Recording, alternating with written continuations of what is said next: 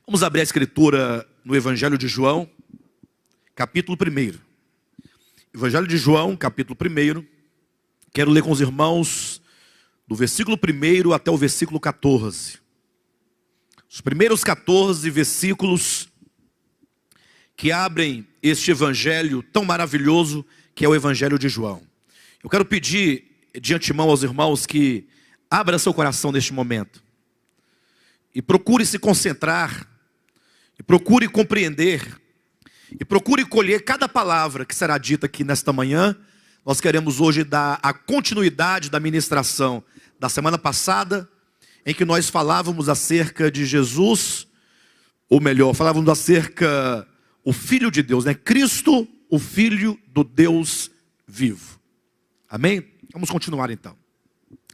Evangelho de João, capítulo 1, versículo 1 ao versículo 14, diz assim: no princípio era o verbo estava com Deus e o verbo era Deus. Ele estava no princípio com Deus. Todas as coisas foram feitas por intermédio dele, e sem ele nada do que foi feito se fez.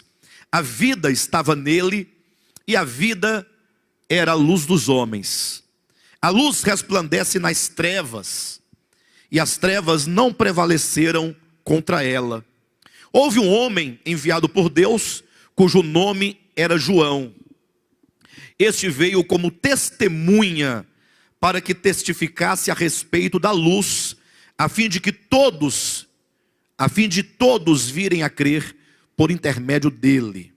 Ele não era a luz, mas veio para que testificasse da luz, a saber, a verdadeira luz que vinda ao mundo ilumina a todo homem. O verbo estava no mundo, o mundo foi feito por intermédio dele, mas o mundo não o conheceu. Veio para o que era seu e os seus não o receberam.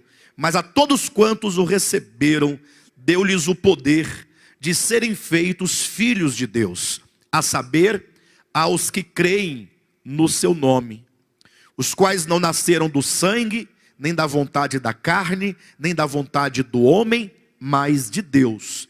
E o verbo se fez carne e habitou entre nós, cheio de graça e de verdade, e vimos a sua glória, glória como do unigênito do Pai. Amém? Palavras profundas, né? Palavras que revelam coisas tão grandes. E embora seja um texto relativamente conhecido da maioria dos cristãos, porque aqui contém, pelo menos o versículo 14, é um versículo bastante conhecido, e o verbo se fez carne e habitou entre nós, mas a despeito disso, é uma porção da Escritura que ainda não tem sido compreendida pela maioria dos cristãos, pela maioria das pessoas.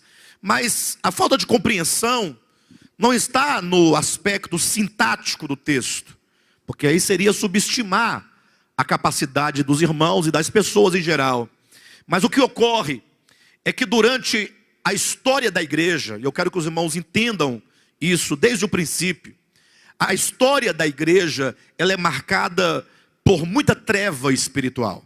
Basta que você olhe para a história, para a igreja na sua história, vocês verão a luta que o maligno travou contra a igreja, com o fim de impedir que os santos, que os filhos de Deus, compreendam a verdade do Evangelho. E foram muitas as maneiras que ele se utilizou para ir de encontro à igreja.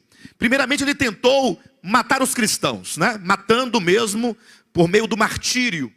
Logo no segundo século da era cristã, o que nós vemos ali?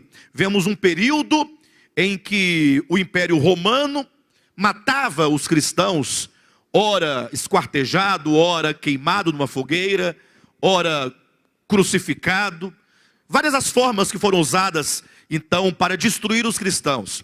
O que acontece, entretanto, é que na medida em que os cristãos iam morrendo, outros, em muito maior número, crendo no Evangelho, iam aderindo às fileiras do Evangelho. De maneira que logo as autoridades romanas perceberam que o sangue dos mártires era como se fosse sementes. Ou seja, morria um, convertia-se 10. Morria-se 10, convertia-se 100. E assim sucessivamente, de maneira que eles pensaram, ora, se o nosso objetivo é dizimar da face da terra essa igreja, então nós estamos no caminho errado.